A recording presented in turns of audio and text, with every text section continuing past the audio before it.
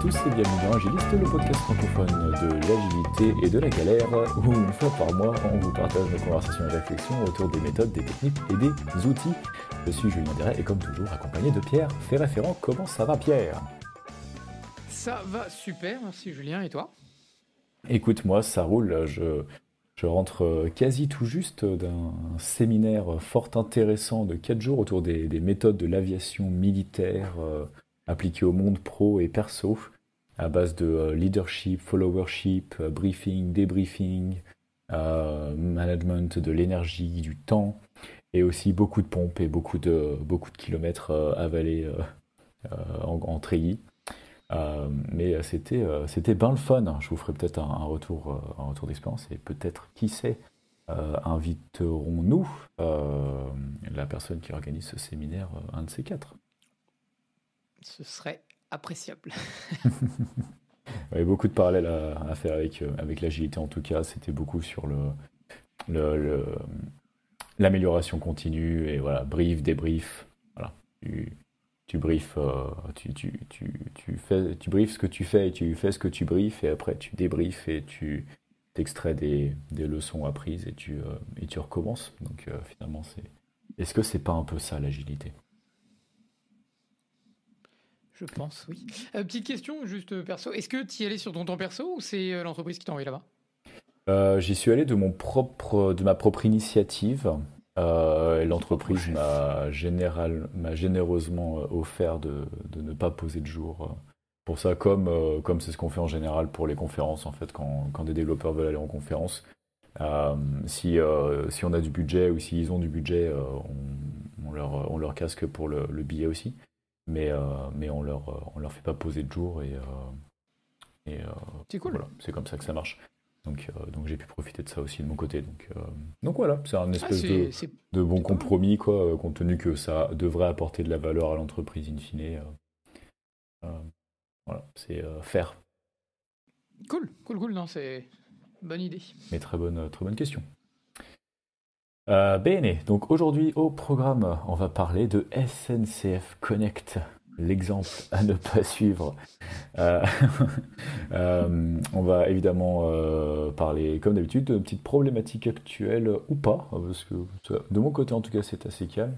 Des outils de l'épisode si on en trouve d'ici là, mais on va commencer par le principe agile du mois d'octobre. Le principe agile du mois d'octobre qui est le suivant: accueillez positivement les changements de besoins, même tard dans le projet.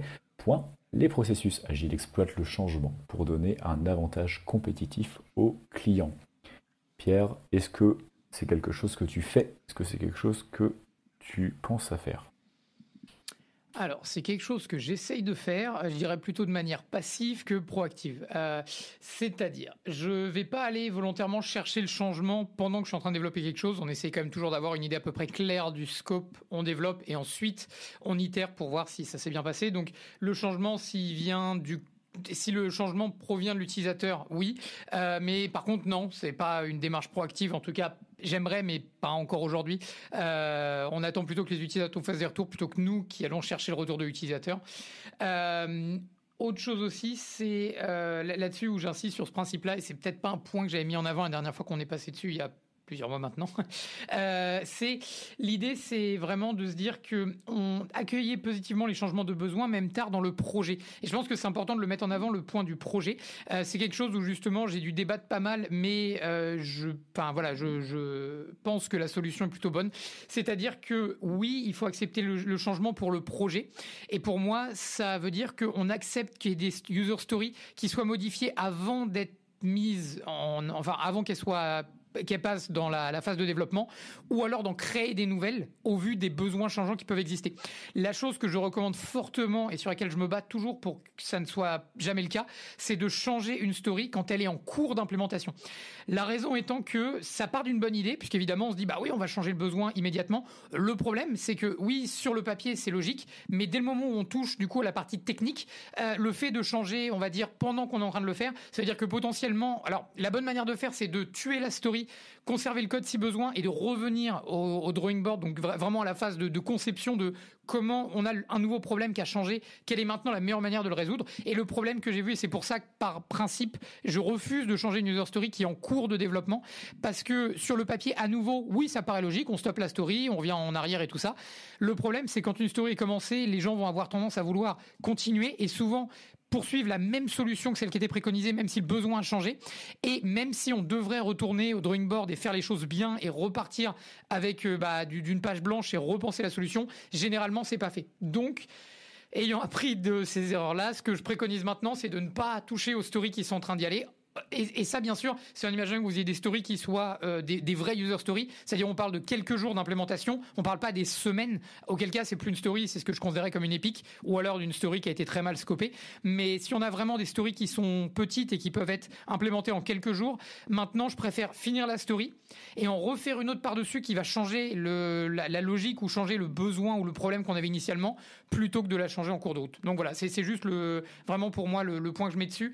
N'hésitez pas à ne pas toucher à vos user stories, à en proposer des nouvelles, ou réduire le scope d'une existante et rajouter le scope sur une autre. Mais en tout cas, changer au niveau d'une user story, enfin, en manipulant les user stories, mais pas une user story qui est en cours de progression. Donc comme ça, on peut toujours évidemment accueillir positivement les changements de besoin, même tard dans le projet. Le projet étant l'ensemble des user stories qui vont devoir être implémentées, mais éviter de changer une user story si elle a commencé la phase d'implémentation. Ouais, tu m'ôtes les mots de la bouche. C'est exactement ce que j'avais pas prévu de dire, mais quasi dans le conducteur j'avais marqué oui, virgule, mais non. Dans le sens où ouais, moi c'est pareil, enfin je me bats pas tous les jours, mais quasiment pour qu'on n'introduise pas de changement pendant le développement, des modifications de spec, de design, de tout ce que tu veux. C'est juste ça a un impact, mais énorme sur le temps total pour livrer une fonctionnalité. Donc effectivement, voilà. D'un point de vue micro, mauvaise idée. Point de vue macro, très bonne idée. C'est vraiment ce qu'il y a à retenir ici. Et moi personnellement, est-ce que je le fais? C'est pas vraiment moi qui choisis, parce que c'est pas vraiment moi le chef de projet, mais ouais, c'est quelque chose qu'on essaie de garder en tête. Mais de toute façon, on travaille pas vraiment en mode projet, je pense, toi comme moi. À l'instar du sujet qu'on va traiter aujourd'hui, où du coup là il y avait effectivement un projet, et du coup effectivement de ce qui s'est passé, de ce que j'ai l'impression qu'il s'est passé, il y avait un projet bien scopé, et pendant un an il y a eu développement sans trop se poser de questions, quoi. Et il y a juste un bon petit V-cycle des familles, c'est ça, cycle en V. un bon cycle en V ou en cascade des familles, et ça c'est très bien passé, comme on va le voir. Bien sûr, évidemment. Donc, alors, donc on va parler de SNCF Connect. Alors, peut-être petit disclaimer, en fait, pas disclaimer, mais je voulais te poser la question. Est-ce que tu en avais entendu parler? Parce qu'en fait, pour nos auditeurs qui nous découvriraient, donc Pierre comme moi n'habitons pas en France, et donc on est assez éloigné de tout ça, en général.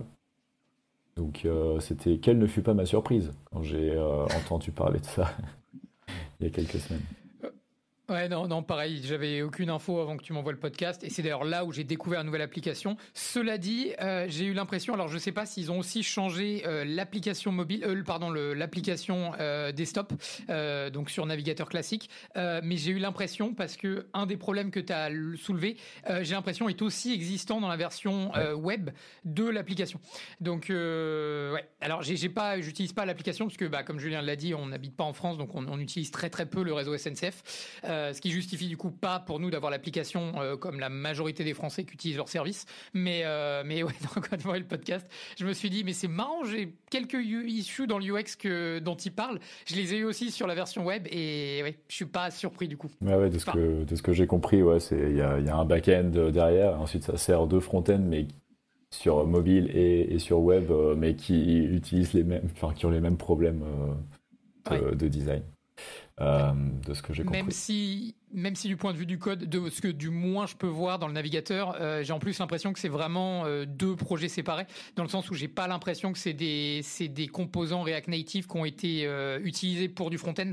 Ça a l'air vraiment d'être du développement spécifique pour la partie web et pour la partie mobile. Donc, ouais. Non, c'est parfait, c'est des bons choix. Bon, après, ça, on juge pas, chacun fait comme, chacun fait comme il veut. Là, c'est les ingénieurs qui parlent. Mais Vrai, ouais, donc du coup, SNCF Connect, donc c'est quand même une des apps les plus utilisées en France, de ce que j'ai compris. Et donc, elle a été lancée en 2022 pour faire suite à Oui SNCF. Et le but affiché, c'était de faciliter la vie des usagers. Mais globalement, de ce qu'on a compris, elle était tellement buggée à sa sortie que elle a été immédiatement détestée parce que finalement, elle est la plus utilisée parce que tout le monde en a besoin. Mais en même temps, du coup, elle est quand même détestée. Donc, on s'est dit avec Pierre, quand on a pris connaissance de ça, via notamment un podcast qui est excellent qui s'appelle Super Fail de France Inter, Guillaume Erner qui fait ça. Du coup qui a fait un épisode là-dessus et on s'est dit mais il y a beaucoup de choses d'un point de vue agilité à débriefer de tout ça, donc on s'est dit qu'on allait passer un peu en revue quelques trucs et puis on va essayer nous d'apporter notre petite analyse sur ce qui a dû se passer derrière et puis expliquer voilà peut-être les pourquoi du comment et les trucs parce que c'est facile de dire oui il y a des bugs, c'est pas bien, c'est n'importe quoi, ils auraient dû pas faire des bugs. Mais non, on va essayer aussi de comprendre comment ces bugs-là sont arrivés et à quel moment dans la conception. Donc, si on commence avec le résultat, donc apparemment, je vais continuer à parler au conditionnel tout le long parce que j'ai pas essayé l'application, mais apparemment, et puis il y a beaucoup de bugs qui ont été fixés du coup. Apparemment, il y a beaucoup de bugs qui ont été fixés depuis, mais il y a aussi toujours beaucoup de fonctionnalités de base qui sont pas présentes. Et moi, à la base, quand je lis ça, je me dis c'est plutôt un bon signe en fait. Qu'il y a des fonctionnalités qui ne sont pas présentes. Ça veut dire qu'il y a de l'itération. Après, le problème, c'est que c'est des fonctionnalités de base qui ne sont pas présentes. Et à commencer par, du coup, l'aberration de la barre de recherche avec le champ destination qui est en premier. Pourquoi? Donc là, ça par exemple, il y a beaucoup de gens qui se posent des questions sur ça, quoi. Parce que à la limite, si quelqu'un a pris cette décision-là, à un moment, ok, bon, je vais mettre la destination en premier, pourquoi pas, c'est un choix qui se défend. Mais pourquoi ça n'a pas été changé? Parce que a posteriori, tout le monde se rend bien compte que c'est n'importe quoi. Et du coup, faire une erreur, c'est une chose, mais pas la fixer, c'est là que c'est un problème. Parce que, du coup, pourquoi est-ce que ça ne change pas? Parce que c'est vraiment une volonté propre de SNCF de vraiment avoir la destination en premier, comme Apple va parfois faire des choix qui sont un peu douteux, mais c'est parce qu'ils ont une stratégie à long terme pour imposer quelque chose. Ou est-ce que c'est juste qu'ils veulent pas changer par fierté, ou peut-être parce qu'ils peuvent pas changer, parce qu'ils peuvent pas itérer. C'est là qu'il y a les différents niveaux. Est-ce que c'est un problème d'agilité? Est-ce que c'est un problème de politique? Est-ce que c'est un problème de choix stratégique? Est-ce que ça peut être aussi un problème d'expertise, c'est-à-dire de ne pas avoir les bons UX designers qui savent du coup. En UX, on a une règle qui s'appelle la règle de consensualité, c'est-à-dire qu'il y a des choses qui sont admises par défaut. Donc dans le cas par exemple d'un trajet, la règle de consensualité on va dire 99,99% des applications qui existent aujourd'hui, et je parle pas de petites applications, je parle de Google Maps, de Waze, de choses comme ça. Waze, pardon, c'est différent parce que c'est un GPS qui connaît notre localisation existante. Mais par exemple dans le cas de Google Maps, quand on demande un trajet, on part toujours du point A d'où l'on part vers le point B où l'on va. On peut parler de la même règle par exemple quand on clique sur une colonne et qu'on veut la classer ou l'ordonner, on aura toujours de base une ordonnation qui sera faite de manière décroissante puis croissante.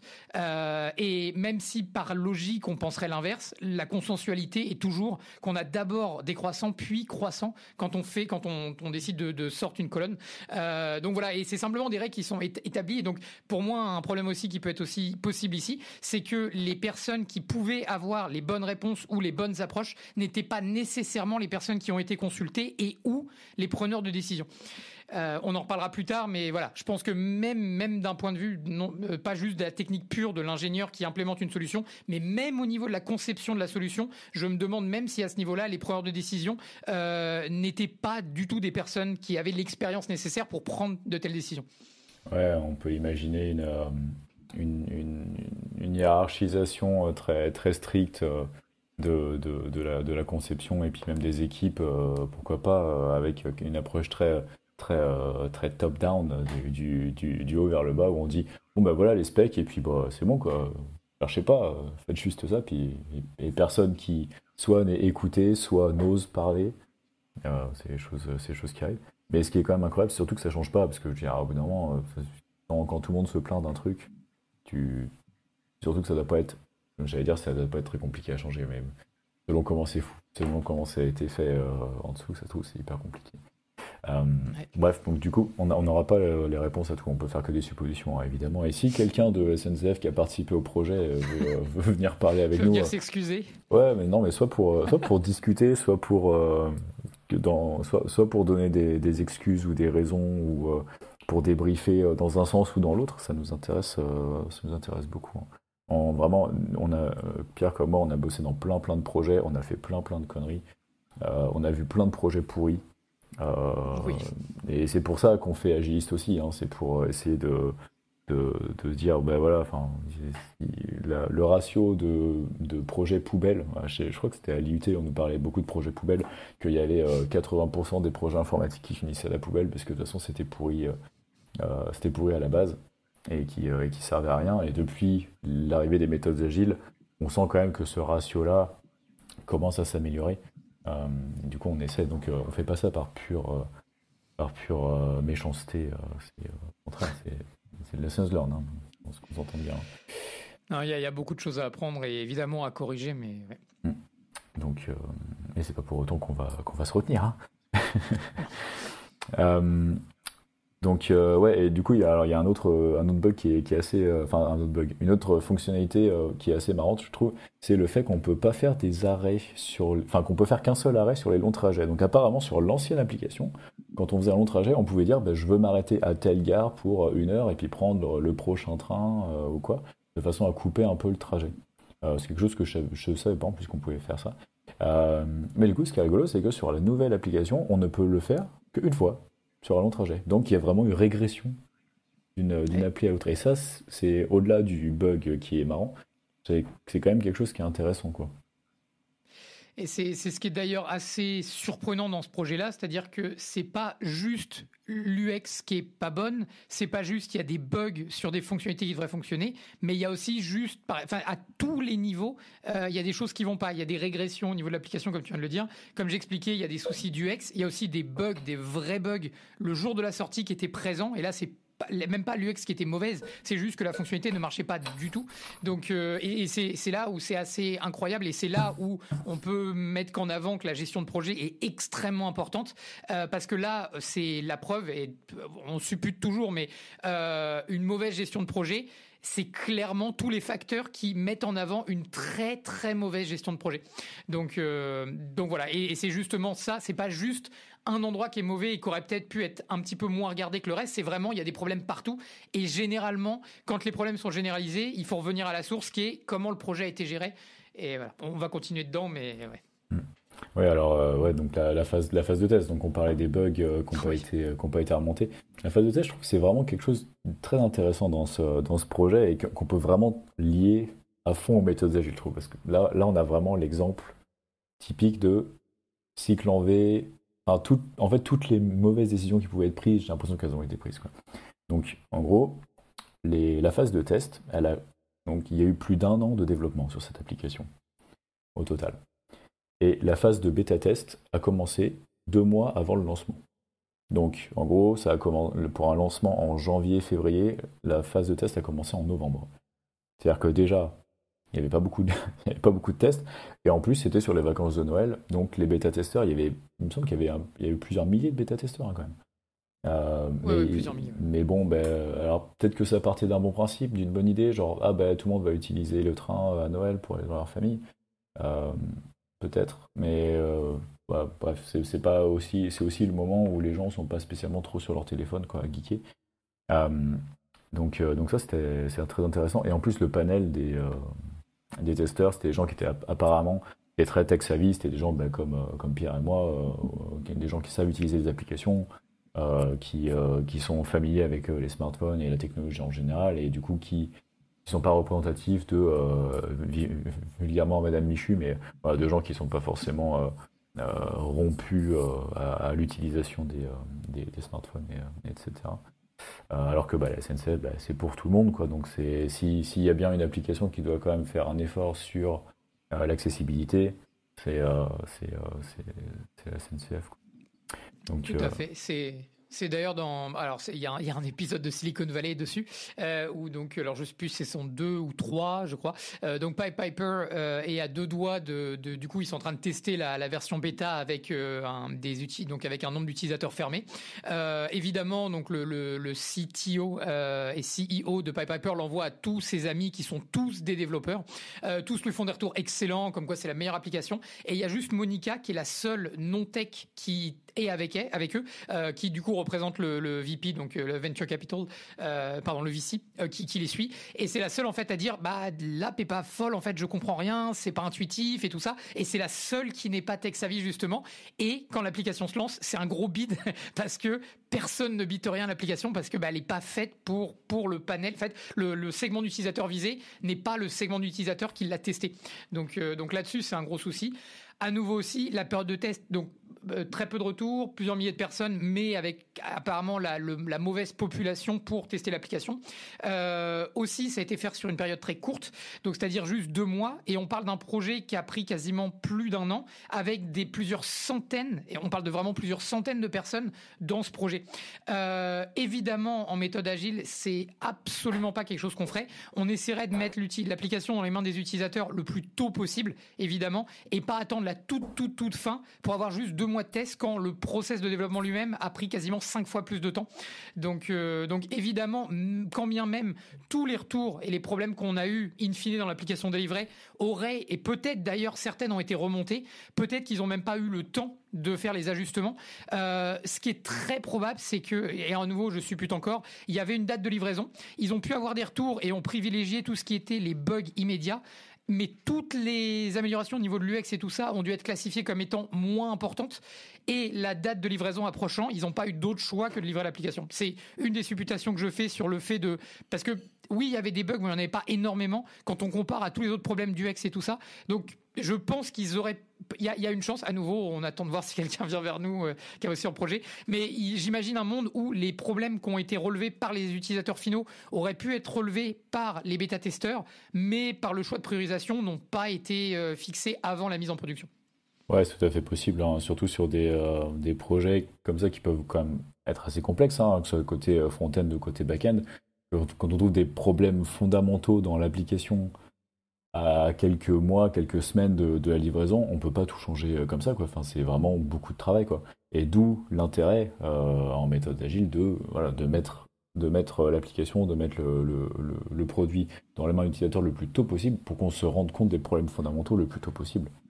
Au bout d'un moment, on fait que des suppositions au début, donc il faut rendre ça concret et voilà. Et ce qui est marrant, c'est que du coup, ce qui est avancé, la raison avancée par la SNCF pour justifier cette phase de test extrêmement tardive, c'est parce qu'ils voulaient garder la plus grande confidentialité autour de l'application pendant les phases de développement.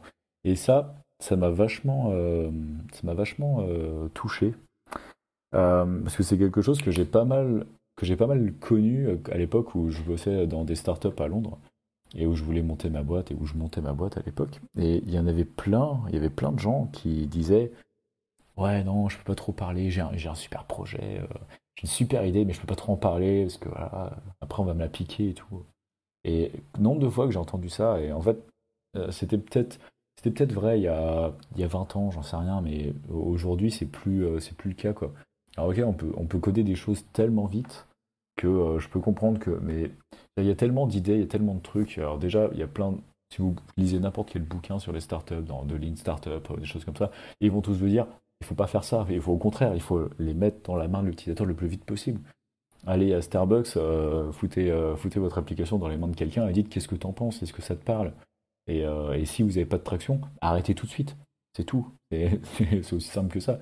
Le but, c'est de pas se lancer sur des années de développement qui vont coûter très cher, de lever des fonds, etc., pour au bout d'1 an se rendre compte que ça marche pas, puis après finalement lever encore plus d'argent pour faire de la publicité, puis ah bah tiens, c'est marrant, plus on paye de publicité et puis plus on a de clients. Oui, mais bon, si tu as besoin de publicité pour avoir des clients, ben, c'est que fondamentalement, c'est Le pas, produit est pas bon. bah, c'est pas organique, quoi. Il y a pas un besoin, c'est juste que tu crées le besoin.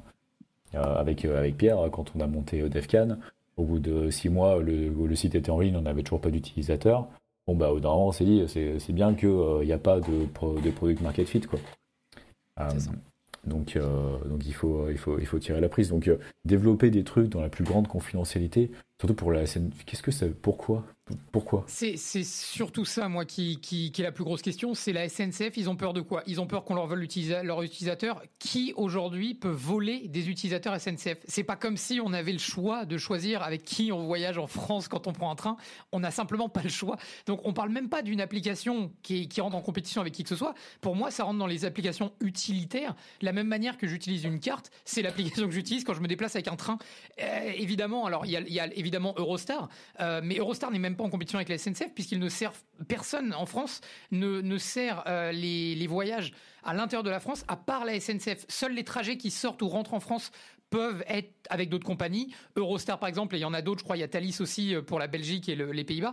Mais quand on voyage en France, qui doit représenter 99% des trains en circulation pour la SNCF, il n'y a que la SNCF qui peut aujourd'hui vendre l'accès à un train et à un trajet.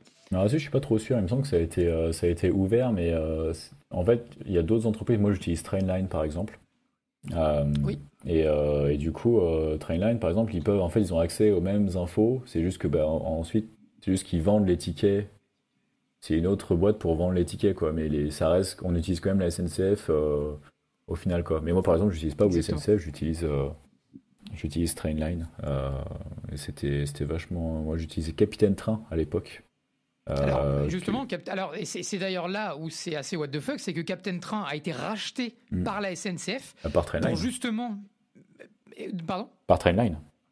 Pardon, par Trainline, et c'est là justement où on voit la grosse différence en termes d'UX dont dispose Trainline et dont la SNCF est juste incapable d'arriver même à s'approcher de la qualité d'UX que propose Trainline. Hmm. Alors, toujours est-il que ouais, la plus grande confidentialité, je comprends pas. C'est vraiment se tirer une balle dans le pied. Vraiment, enfin, il n'y a aucun bénéfice et il y a que des risques quoi, à prendre. Enfin, encore une fois, si quelqu'un a des réponses pour nous, ça nous intéresse beaucoup. Énormément même. Donc ensuite, au niveau des fonctionnalités, donc il y a pas mal de fonctionnalités manquantes. Apparemment, du coup, bah, à la sortie de l'application, par exemple, on pouvait pas ajouter des billets sur les wallets des téléphones Apple, Google. Alors j'ai pas trop compris si on pouvait pas les ajouter ou si ça marchait pas, mais en tout cas les gens apparemment étaient bien mécontents de ça. Et ça c'est pareil, à la limite je peux comprendre, tu vois, même si tu fais un truc vraiment agile, c'est alors après, c'est juste que tu as mal qualifié peut-être tes priorités au niveau des fonctionnalités, mais qu'il y ait des trucs qui manquent, c'est jamais trop un problème, je trouve, du moment que après tu continues d'améliorer ton app et que tu continues à sortir des features. Mais c'est vrai que, bon, compte tenu que, enfin, je veux dire, il manquait déjà pas mal de trucs, donc Apple Mais Pay et après, tout. la question revient au niveau de la régression, et ça, à nouveau, je ne sais pas, mais est-ce que Ce que- l'intégration avec ce qu'on Apple pouvait Wallet avant, ouais. ou l'équivalent pour Android était déjà existant dans l'application existante? Si c'est le cas, c'est clairement encore une régression qui a été perdue en cours de route, de la même manière qu'on peut faire qu'un arrêt, alors qu'on pouvait en faire autant qu'on en voulait avant. Et est-ce que ça a été aussi perdu en cours de route et d'où l'énervement des gens qui devaient avoir leur petite habitude de prendre leur train, le mettre sur leur wallet et plus avoir besoin de l'application? Ils peuvent plus le faire, donc. Ouais. On note aussi Et à l'absence de nouveau, filtre pour les trajets. c'est ça. Et à nouveau, je vais me faire l'avocat du diable, mais peut-être, comme on expliquait tout à l'heure, comme Apple des fois ne suit pas la règle de consensualité, décide de faire autrement, on peut aussi imaginer que dans ce cas-là, SNCF s'est dit, je vais essayer de ramener les clients à au moins ouvrir l'application pour avoir leur ticket. Donc, je le propose pas directement dans les wallets d'Apple ou d'Android. Ce qui est possible aussi, on ne saura jamais. Bon, je pense pour l'option A, mais je leur laisse quand même le bénéfice du doute sur l'option B. Qui est pas déconnante en soi non plus, Ouais, ouais. mais je doute, compte tenu du projet en général, je pense plus pour l'option A que l'option B quand même. Et donc là, on a parlé vite fait, on a fait une présentation un peu macro, puis ensuite on est allé un peu dans les détails techniques. Mais si on reprend du recul sur tout ça, euh, sur pourquoi cette application en fait. Parce que en fait, pourquoi est-ce qu'il y avait besoin d'une nouvelle application tout court? L'autre avait l'air de fonctionner pas mal. Je sais pas, je ne l'ai pas utilisé depuis des années, mais du coup, bah, on se rend compte que ça coïncide quand même pas mal avec l'arrivée d'un nouveau dirigeant à la SNCF, qui sûrement a voulu marquer le coup, a voulu dire hey, maintenant c'est moi le papa, donc on va tout changer et ça va être encore mieux. Et du coup, la façon dont ça s'est passé, encore une fois, bah, c'est que avec les quelques infos que j'ai grappillées par-ci par-là, mais du coup, il y a quelqu'un d'Accenture qui a été embauché, qui ensuite allait débaucher d'autres personnes à Accenture, avec comme idée de tout faire en interne, pour une raison de confidentialité, évidemment. Encore une fois. Non. Et donc, à la limite, on peut peut-être parler du tout en interne ou pas en interne. Je pense que c'est une vraie question en soi, en fait. Je peux comprendre parce qu'en même temps, on est tout le temps en train de rigoler sur le gouvernement ou telle grosse boîte qui font des trucs en externe mais qui vont voir Capgemini, Accenture et qui payent des millions pour un résultat en général relativement approximatif. Euh, je pense au détecteur de piscine Oui, récemment là, qui a bien entre fait autres. parler, qui a bien fait parler, alors que je pense que n'importe quel étudiant en école d'ingénieur est capable de développer un truc comme ça en quelques semaines. Oui. Euh, mais, mais bref, donc vouloir internaliser les ressources, pourquoi pas? Je veux dire, d'un côté, la SNCF, c'est pas leur corps de métier le software. D'un autre côté, bah, maintenant toutes les boîtes sont obligées de s'y mettre au software. Donc toutes les boîtes sont obligées de devenir des boîtes tech, au moins un peu. Donc ça peut s'entendre, non? À nouveau, c'est pas déconnant, mais ouais. Donc c'est pour ça l'arrivée du nouveau dirigeant qui a débauché des personnes Accenture. Alors à nouveau, on peut simplement faire des supputations, mais est-ce que si ce projet avait été complètement donné à Accenture à la place d'avoir des gens d'Accenture internalisés dans la SNCF, est-ce que le projet aurait mieux réussi? C'est possible. C'est-à-dire que peut-être que cette personne-là était habituée à avoir un certain type d'équipe ou une qualité de personnes avec qui travailler qui aurait pu faire que le projet soit un succès avec cette méthodologie. Preuve en est que en ramenant des personnes de Accenture dans ce cas-là et en appliquant une méthode qui est en cascade ou un cycle en V, voilà le résultat. Donc clairement pas la bonne rétrospectivement. Oui, voilà, c'est ça. Nous, on peut pas trop on peut pas trop critiquer sur les faits, sur les décisions et tout. On peut juste voir les quelques faits qui sont là et le résultat. Le résultat. Après, la tambouille interne, limite, on ne sait pas trop, mais au moins ça donne une petite tendance. Comme Euh, disait le chef de chantier de mon père, qu'importe la manière, seul le résultat compte. Exactement, quelqu'un de très pragmatique. Et ouais, donc il y a vraiment une approche non itérative assumée, parce que j'ai l'impression qu'il y a vraiment une approche de Big Bang, comme on dit. C'est avec toi qu'on parlait de ça, je crois, à l'époque. Est-ce que tu parles de Kekaku Ah oui, exactement, et Kakaku, ouais, c'est ça, l'inverse du du Kaizen. Kaizen? Et, euh, et ouais, donc, apparemment il n'y avait aucune modularité dans l'application aussi, ou dans l'applicatif en général. Il y a une théorie qui a été avancée par quelqu'un qui a été consultant là-dedans, je sais plus exactement, mais qui disait qu'on pensait que le projet allait être très compliqué. Du coup, on l'a rendu compliqué. En fait, on a monté une grosse équipe avec plusieurs centaines de développeurs et on leur a dit, allez les gars, vous vous organisez comme vous voulez. Enfin, je dis ça, j'en sais rien, mais vous vous organisez. On a organisé une centaine de personnes et on leur a dit, voilà, ça va être une application très compliquée, donc, bam, on sort l'artillerie lourde. Et alors, du coup, c'est exactement l'inverse quoi, de que ce qu'on voudrait faire. Normalement, on veut commencer petit et on fait un peu avec ce qu'on a, on fait un MVP, on avance. Et ensuite, ben, en fonction des ressources qu'on a besoin, qui nous manquent, on complète quoi. On note qu'il n'y avait pas non plus d'objectif clair, il y avait une vision qui n'était pas probablement pas exactement communiquée aux équipes. Enfin voilà, en gros, truc typique où on dit voilà, il nous faut ça, on va passer 3 semaines à faire des jolis plans et des jolis écrans, et puis maintenant, hop, vous faites ça. C'est ça. Un des trucs aussi qui aurait pu être fait de manière à gérer le problème, c'est-à-dire que normalement on parle de cohorte, enfin c'est généralement une approche qui est plutôt mince, qui est plutôt utilisée de manière globale par par pas mal d'entreprises sur des nouvelles applications majeures. Souvent, ce qu'on va faire, c'est de faire une livraison par cohorte, c'est-à-dire on va d'abord ouvrir à 10% des utilisateurs, puis 30%, 50% et tous les utilisateurs. La raison étant qu'on veut s'assurer qu'avec, par exemple, on préfère avoir un problème avec, mettons, il y a vraiment un problème qui touche 10 000 utilisateurs. Bon, ces 10 000 utilisateurs, c'est énorme, mais c'est toujours moins que 100 000 ou 500 000 utilisateurs de l'application. Donc c'est pour ça qu'il y a un intérêt certain à livrer, même la livraison elle-même est itérative, où on la donne qu'à une petite population des utilisateurs. Et encore, ça aurait pu être juste fait sur quelques semaines, mais je suis sûr que même s'ils avaient fait ça avec 10% d'utilisateurs, dès la première semaine, peut-être même dès les tout premiers jours, ils auraient vu l'avalanche de commentaires qu'ils ont reçus sur leur application, sur les App Store, et immédiatement, ils se seraient rendu compte que quelque chose n'allait pas, et ils auraient pu faire machine arrière, c'est-à-dire remettre en place l'ancienne application, rechanger ce qui n'allait pas et aller de l'avant. À nouveau, on manque d'énormément de données pour savoir exactement ce qui s'est passé, mais à nouveau, ça aurait pu être, à nouveau avec une approche plus agile, ça aurait pu être définitivement une solution qu'ils auraient pu adopter, d'accepter le fait que, bon, ok, c'est une erreur, on n'aurait pas dû la release aussitôt, mais au moins ils auraient contrôlé on va dire le blast radius, j'ai pas le nom français, désolé.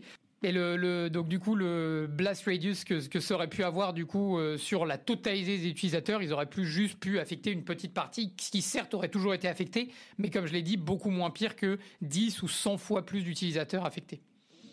Ouais, effectivement, c'est vrai que là, il n'y a eu aucune gestion du changement pour l'utilisateur. Vraiment, j'ai l'impression qu'on a complètement oublié qu'il y avait des utilisateurs en fait derrière ça et qu'il y avait, je sais pas combien, mais potentiellement 30 millions d'utilisateurs quoi derrière ça. C'est Donc ça. on oublie que ces gens-là, ben, en fait, quand on va faire le changement d'application, en gros ce qui s'est passé, hein, de ce que j'ai compris, c'est que la mise à jour a été faite directement sur les stores. Donc c'est-à-dire que les gens, ils avaient sur leur téléphone un jour WeConnect et l'autre jour ils avaient SNCF Connect quand il y a eu la mise à jour qui s'est faite. Donc changement d'icône, changement de nom, changement de tout. Aucune possibilité pour l'utilisateur de revenir à la version d'avant qui fonctionnait mieux.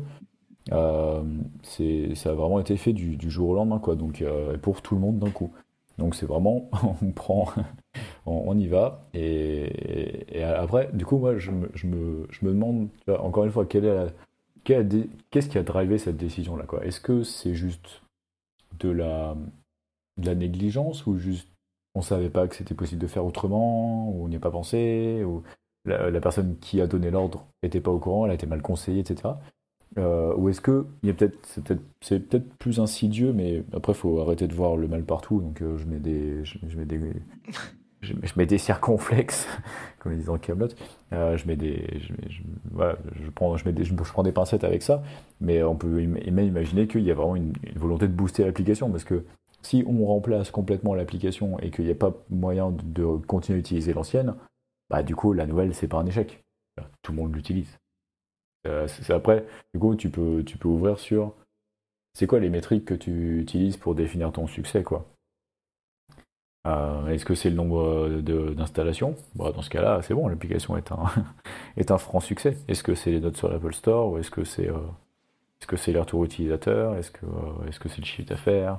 Même le chiffre d'affaires, finalement, il ne changera pas grand-chose. De toute façon, on est tous obligés d'utiliser l'application. C'est ça. Est-ce que c'est aussi tout simplement, et c'est là où moi c'est aussi une possibilité, dans de tels projets qui sont tellement gros et impliquant tellement de personnes, à nouveau c'est une mauvaise gestion de projet parfois, et c'est triste à dire, mais le projet en soi devient plus important que le résultat final. Est-ce que c'est une possibilité aussi, c'est-à-dire que les dirigeants étaient plus inquiets que le projet prenait du retard ou que le projet allait prendre du retard et ont décidé de livrer le projet tel qu'il était en étant conscient que l'application n'était pas prête, mais au moins, eux, on peut dire, voilà, le projet a été livré dans les temps.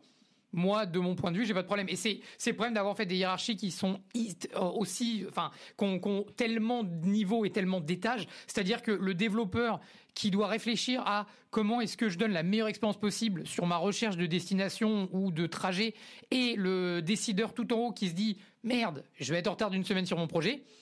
Évidemment, ils n'ont pas du tout les mêmes problématiques. Et donc, forcément, ils ont des visions qui sont différentes. Et donc, un résultat qui ne peut être que catastrophique. Donc, Ouais, on est sur plusieurs groupes de personnes ou plusieurs personnes qui tirent pas dans le même sens, en fait. Donc, tellement ça va exactement. pas aller très loin, quoi. Et donc c'est pour ça que nos boulots, on fait, enfin toi comme moi, on fait des OKRs, on fait des petites squads qui ont des objectifs bien particuliers, qui sont en lien avec l'utilisateur, qui sont en contact de l'utilisateur, etc. Euh, Bueno, quelque chose à rajouter là-dessus? Non? C'est Pareil. bon. J'espère qu'on vous a fait un peu le tour, le tour du sujet avec notre petite analyse. Encore une fois, hein, le but c'est pas de tirer sur l'ambulance, c'est de tirer des leçons parce que c'est vrai, c'est toujours intéressant. C'est là qu'on apprend le plus. C'est vrai qu'on a un peu un problème en France. Je trouve que c'est peut-être un truc qu'on aime bien avec Pierre de bosser à l'étranger, c'est que ouais, en France on a quand même pas mal du mal avec l'échec, je trouve, alors que finalement l'échec, bah, surtout quand tu l'analyses, après si tu le mets sous le tapis, ça sert à rien, mais l'échec est hyper intéressant justement. Pour revenir au séminaire que j'ai fait la semaine dernière, c'était vraiment de la pédagogie par l'échec. Donc c'était très difficile moralement. Parce qu'au bout de 3 jours à être à l'idée des projets où tout est fait pour que tu te casses la gueule, à la fin t'en as un petit peu marre. Alors oui, t'apprends plein de leçons. Mais en fait, du coup, plutôt que d'être sur un truc facile où on te dit ah vas-y mets ça en application, puis à la fin t'as fait 100% du truc ou peut-être 90% du truc, et du coup bah, t'as tendance un peu à oublier les 10% qui manquent. Là c'est un peu l'inverse quoi, c'est que quand tu débriefes, tu vois les 20% que t'as fait bien, tu te dis, waouh, ok, là, tu vois, j'ai appliqué deux trois méthodes, ça a bien marché sur ces 20% là, c'est cool, donc il faut que je garde ça en tête, c'est cool. Et après, quand tu débriefes les 80%, là, t'apprends, tu vois tout le reste que t'as pas réussi à mettre en place ou pas assez, ou t'avais trop la pression, du coup, tu n'y as pas pensé, etc. Et, euh, et c'est pas aussi agréable que de la pédagogie par le succès, je sais pas trop comment dire par la réussite, mais ça pique un peu, on sort un peu de sa zone de confort, mais par contre ça marque, ça marque. Donc, euh, donc voilà, un peu dans cet esprit-là, on voulait débriefer SNCF Connect. Et sur ce point-là, justement, j'ai un collègue qui part de notre entreprise pour aller vers encore une nouvelle startup. Et la question que je lui ai posée, évidemment, c'est bah, est-ce qu'il a eu des startups avant qui ont fonctionné? Il m'a dit oui. Une, je dis nickel. La plupart des gens, alors à nouveau, on fait pas un stéréotype, mais la plupart des gens en France disent ah c'est cool. Sauf que maintenant, j'ai appris à poser la deuxième question, qui est du coup combien de startups il a foiré? Et il en a trois. Et ce qui est justement excellent, parce que la statistique des startups, c'est en général une ou deux qui fonctionnent pour 10 qui ont été lancés. Et encore, sur les deux, il y en a une qui va être ok, mais va pas faire des miracles, et une qui peut vraiment voilà, marcher très bien. Et donc, du coup, statistiquement, s'il en a trois de ratés pour une de réussie, c'est plutôt un bon ratio. Donc voilà. À mettre en perspective donc. Alors, parlons problématique actuelle. Alors, je vais ouvrir le bal simplement parce que j'ai pas grand-chose à dire. Moi, j'ai pas mal de trucs perso en ce moment. Je suis en France, vous entendez sûrement la qualité catastrophique de mon micro. Je suis en France avec un sac à dos un peu à l'arrache. Donc, j'ai pas mal de trucs en perso qui me font pas mal relativiser le côté professionnel au final. Euh, Parce que, bah ouais, en fait, tu vois, tous les mois, avec Pierre, on discute, on s'échange un peu. Ah ouais, moi au boulot, il y a ça qui va pas, il y a ça qui va pas, il y a ça qui va, machin. Et puis, ben en fait, parfois, tu prends un peu de recul et le boulot roule bien. Et puis, bah, tu sais, en perso, c'est pas qu'il se passe des trucs pas bien, quoi, mais c'est juste. C'est un peu plus velu, tu vois, niveau pro, niveau perso, ça demande de s'organiser, en fait. C'est de quitter un peu l'allure de croisière et bah, mettre les mains sur le volant, quoi. Et puis bah du coup, ça fait pas mal, moi en tout cas, ça me fait pas mal relativiser le pro et une bonne, euh, une bonne prise de recul. Donc c'est peut-être quelque chose que je vous conseille d'essayer si vous êtes, si vous écoutez trop agiliste. Casser la routine. Prenez du recul, au final, tant qu'on soigne pas des gens, tant qu'on sauve pas des vies, il y a quand même pas mal d'autres trucs qui sont importants, quoi. Donc, même si on fait des boulots passion pour la plupart d'entre nous, on a cette chance-là. C'est bien aussi de relativiser un peu de temps en temps. Donc voilà, mon statement. Pas trop de problèmes en ce moment. Moi Enfin, aussi. pas de problèmes worth sharing, quoi, qui ont le mérite d'être partagés. Et toi, de ton côté? Pareil, du coup, c'est ce quarter-là, donc le trimestre qu'on vient d'achever, c'est plutôt bien passé. Je dirais surtout a plutôt bien fini, et ce qui fait qu'on rentre dans un dernier trimestre pour cette année qui est plutôt bien. Plutôt bon. Deux problématiques que j'ai actuellement, donc du coup nouveau trimestre, nouveau problème. Un que j'ai actuellement, donc on fonctionne avec des squads, donc on en a trois. Ces trois squads du coup représentent un blobby-boulga de personnes qui ont, on va dire, soit des intérêts ou soit des connaissances ou de l'expertise dans un domaine spécifique. Et chaque squad a une équipe d'ingénieurs, de développeurs qui leur est assignée. Donc l'équipe d'ingénieurs représente du coup les back-enders, front-enders et les QA, auxquels viennent se greffer évidemment au moins un product manager et un product designer. Et derrière ça, on a voilà par exemple soit des sales ou des ops ou des fois on a même nos avocats directement ou des choses comme ça. Et un des problèmes que j'ai actuellement, c'est qu'en fait on a un gros projet, donc j'ai mis entre parenthèses Moneymaker parce que c'est là où en fait on a une grosse opportunité de faire pas mal d'argent avec. Mais le problème, c'est qu'en fait ce projet-là est sous une squad qui littéralement porte le nom du projet. C'est dire à quel point le projet est important puisqu'il y a une squad entière qui lui est dédiée. La chose étrange, par exemple, c'est que nous, dans notre squad, on a du coup un projet aussi qu'on fait avancer, qui a moins d'opportunités commerciales pour l'instant, mais qui pourra en avoir sur la longueur. Sauf que, comme actuellement, on a ce gros projet dont je parle, qui est vraiment le projet qui devrait faire rentrer beaucoup d'argent et qui fait déjà rentrer beaucoup d'argent, d'où la raison pour laquelle il est priorisé. Et ben, on se retrouve avec du coup un objectif à l'intérieur de notre squad qui n'a rien à voir avec ce projet, mais qu'on doit quand même délivrer à l'intérieur d'une squad qui n'est pas faite pour supporter ce projet. Donc voilà, donc c'est quelque chose que j'espère d'ici le mois prochain avoir un peu plus de clarté dessus. C'est quelque chose que j'ai amené en avant et j'essaie de comprendre le pourquoi, puisque pour moi, si c'est vraiment le plus important, et bah on assigne toutes les ressources et les capacités à ce projet et à ce projet, à ce produit dans ce cas-là. On essaie vraiment de donner la maximum de priorité et ensuite on revient par simplement, à nouveau, on parle d'un backlog. Quelle est l'application la plus importante? C'est celle-là. Ok, on met toutes les ressources disponibles dessus pour essayer de la faire avancer le plus possible. Et ensuite, on prend la deuxième. Donc voilà, donc c'est quelque chose que j'espère avoir plus d'infos et de choses à commenter dessus d'ici un mois. Mais donc c'est une des problématiques. L'autre aussi, donc à titre personnel, j'essaie d'être de plus en plus de travailler en tant qu'engineering manager plus qu'en tant que team lead. Donc l'idée étant vraiment de pouvoir laisser ma team agir seule, évidemment être là en cas de problème et tout ça, donc de supporter l'équipe, mais de ne plus être, alors toujours aussi responsable de l'équipe, mais ne plus être celui en fait qui amène le travail, qui vérifie le travail, qui fait bouger le travail, et de vraiment essayer de rendre ma team autonome. C'est justement ce que j'ai réalisé. Alors. À nouveau, on a eu un projet qui a été assez complexe le mois dernier, dont j'ai déjà parlé. Le trimestre dernier, dont j'ai déjà parlé dans le dernier podcast. On l'a fini, on l'a livré, pas de problème.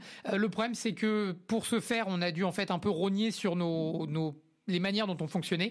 Et donc voilà, donc là pour l'instant dans les semaines qui arrivent, je vais vraiment remettre en place et vraiment mettre un point d'honneur à être sûr que ce soit fait à chaque fois. Donc des choses relativement simples qui sont la definition of done, definition of ready, donc la définition de ce qui est prêt, la définition de ce qui est fini.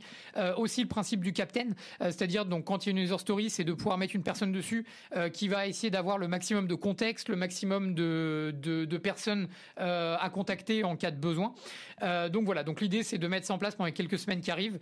Évidemment, ça va être continué pendant tout le trimestre, mais l'idée étant qu'à la fin du trimestre, j'ai vraiment une équipe qui soit le plus autonome possible, avec des process qui soient le plus simples et le plus efficaces à pouvoir être mis en place de leur part, de manière à ce que j'essaye au maximum de me retirer de l'équipe et au maximum de les laisser prendre le lead. Donc vraiment essayer d'avoir des leaders dans mon équipe, de manière à pouvoir me supputer de l'équipe et pouvoir agir au-delà de l'équipe, donc vraiment pouvoir aller directement au-delà. Donc voilà. Toutes les questions autour de où est-ce qu'on devrait aller, qu'est-ce que devrait faire l'équipe ensuite et tout ça, mais pas qu'est-ce que doit faire l'équipe aujourd'hui ou qu'est-ce que doit faire l'équipe dans la semaine. Ça, j'aimerais vraiment pouvoir leur déléguer complètement à eux. Mais du coup, si toi tu veux passer de team lead à engineering manager, est-ce qu'il faut pas simplement que tu fasses monter un team lead dans l'équipe? Ou est-ce que justement vous essayez d'avoir une approche qui est plus décentralisée que ça, où il n'y a pas besoin d'une personne, un bottleneck dans l'équipe? Alors justement, il y a pas vraiment de solution. L'idée, en tout cas, n'est pas de faire monter un team lead pour moi pour monter un engineering manager. Du moins, c'est pas l'idée que je m'en fais moi pour l'instant. Et surtout, si tout se passe bien, normalement, le besoin d'un team lead ne devrait pas se faire ressentir. C'est justement là où j'aimerais aller. C'est-à-dire que je peux toujours assurer ma fonction de team lead, mais avec le minimum de temps possible, de manière à pouvoir justement gérer des problèmes qui soient en dehors de l'équipe. Et c'est justement, voilà, donc dans l'idée de prendre plus de responsabilités et aller en avant des problèmes plutôt qu'être à nouveau passif et juste recevoir les besoins qui viennent du produit. Vraiment pouvoir aider en amont, en mettant en avant, par exemple, des problématiques qu'on a et qui peuvent être tournées en avantage pour l'entreprise ou des choses comme ça. Excellent, tu m'offres une belle transition. Du coup, Pierre-Henri Chuet, le gars qui organise le séminaire où j'étais, comme quoi on va revenir beaucoup. C'est un truc que j'ai appris plein de trucs. Enfin, ça m'a permis de cristalliser beaucoup de savoir en tout cas, donc je vais souvent le citer beaucoup. Mais du coup, il dit un truc qui est vachement intéressant, c'est que le devoir du leader, c'est de minimiser sa charge cognitive. Et du coup, pour faire ça, il faut déléguer, donner du lead tactique. En gros, le leader, il a le lead administratif, mais il a la possibilité et même le devoir de donner du lead tactique aux gens pour les responsabiliser, etc. Et du coup, plus le leader va réussir à réduire sa charge mentale et plus les followers vont prendre leurs responsabilités dans l'équipe et aider le leader à réduire sa charge mentale, plus le leader va pouvoir justement prendre de la hauteur, garder la big picture, garder la vue d'ensemble, et du coup créer de la valeur pour l'équipe à un autre niveau. Et ces deux niveaux-là sont extrêmement importants et complémentaires. Ouais, donc complètement, c'est exactement ce que je cherche à faire, c'est-à-dire que les reports de l'équipe, donner les updates et tout ça aux higher-ups, donc aux gens qui sont plus hauts dans l'organisation, ce sera toujours ma responsabilité, qui à nouveau peut être délégué à quelqu'un de mon équipe si quelqu'un se sent de faire la présentation à ma place. Mais par contre, le point de vue administratif, clairement, s'il se passe quoi que ce soit, un bug ou quoi que ce soit, je serai toujours la personne qu'on viendra voir en premier pour comprendre ce qui se passe. Donc c'est clairement ça, c'est-à-dire au niveau tactique, je veux déléguer au maximum à mon équipe, mais j'ai toujours la partie administrative qui, elle, ne partira pas tant que je serai team lead. Même si j'évolue en engineering manager, cette responsabilité m'incomberait toujours. Donc, Exactement, ouais. Très bien, et donc dans les outils de l'épisode, je vais vous conseiller le livre de Pierre-Henri Chuet, dit AT, donc ancien chef de patrouille, il me semble, dans la marine. Voilà, pilote de chasse sur Rafale M. Et voilà, avoir le numéro de série, s'il vous plaît. Alors, vous lui demanderez. Et voilà, qui a écrit un livre qui en anglais s'appelle Débrief et qui est qui résume pas mal un peu toute la méthode autour de ça, et qui est paru en français il n'y a pas très longtemps, qui s'appelle Au-delà du cockpit, que vous trouverez sur Amazon et que je ne peux que vous conseiller. C'est vraiment les méthodes de l'aéronautique et du militaire, un peu pimpé même pas pimpé en fait, mais expliqué et appliqué au monde professionnel et personnel. C'est intéressant parce que il est vraiment dans une démarche qui n'est pas que pro, qui n'est pas que pour les managers, c'est aussi par responsabilité tout le monde. En gros, le bottom line, c'est on est tous pilotes de notre propre monoplace. Et du coup, si on se crache, c'est que de notre faute. C'est un peu l'idée, quoi. Donc, et voilà. Le mécano qui n'a pas fait le niveau d'huile. C'est de la faute du leader qui avait pas un œil ou qui n'a pas contrôlé, quoi. Donc c'est vraiment le truc de l'armée, tu vois, genre no excuse, quoi. Mais voilà, du coup c'est un gars qui du coup quand il était à l'armée, quand il appontait sur porte-avions avant de partir pour 6 heures de mission de guerre, il fallait qu'il dise à quelle heure, à plus ou moins 2 secondes, il allait apponter. Donc tu vois, c'est ce genre de truc que tu apprends via le bouquin, ou après si tu fais des workshops ou des séminaires avec lui. Le gars a toujours 3 chronos dans la main, et du coup la gestion du temps, c'est la gestion de tout, quoi. Et c'est assez intéressant. Et c'est des exemples qui sont pour la plupart assez extrêmes. On n'a pas besoin d'autant de précision et autant de rigueur dans le monde civil. Mais si on peut en prendre un petit peu, franchement, ça fait pas mal, quoi. Cool. Ce sera ajouté à ma prochaine commande Amazon. je te le conseille. Super. Eh bien, il est temps de conclure cette émission qu'on a réussi à faire encore pas trop longue. On espère que ça vous a plu. Si ça vous a plu, n'hésitez pas à nous le dire. s'il vous plaît. Laissez-nous un petit commentaire si ça vous a pas plu. S'il vous plaît, n'hésitez pas à nous le dire. S'il Vous vous faites un plaît. podcast. Faites S'il un vous plaît. podcast pour vous plaindre. Et avant de finir, Pierre, où est-ce qu'on peut te retrouver? Toujours sur LinkedIn principalement, au pub, la saison froide arrive, donc dépêchez-vous. Mais sinon, non, toujours ces deux places-là. C'est Et la toi, fin. Julien? C'est la fin des Pierre Garden. C'est ça. Alors moi, vous pouvez me retrouver sur julien.deret.fr, à Lisbonne, toujours en terrasse. Hein. Il fait toujours à peu près bon. Prenez une petite veste quand même, mais franchement ça va. Et vous pouvez me retrouver aussi dans podcast Relife, l'amélioration du quotidien. On a enregistré un épisode sur le management à Netflix qui est fort intéressant, que je vous conseille et qui fera sûrement écho à nos auditeurs. Et vous pouvez trouver mon livre pour savoir comment j'ai organisé mon mariage avec Scrum sur Amazon, si tant est que vous parliez anglais ou que vous vous autorisiez à lire de l'anglais. C'est moi qui l'ai écrit, c'est pas du Shakespeare, donc n'hésitez pas à y aller. Merci d'avoir écouté Agiste. Si l'émission vous plaît, encore une fois, on vous invite à laisser une note sur Apple Podcast, sur Spotify ou sur toutes les autres plateformes. Et en attendant, on vous retrouve le mois prochain pour continuer nos discussions sur l'agilité. Salut Pierre! Salut Julien.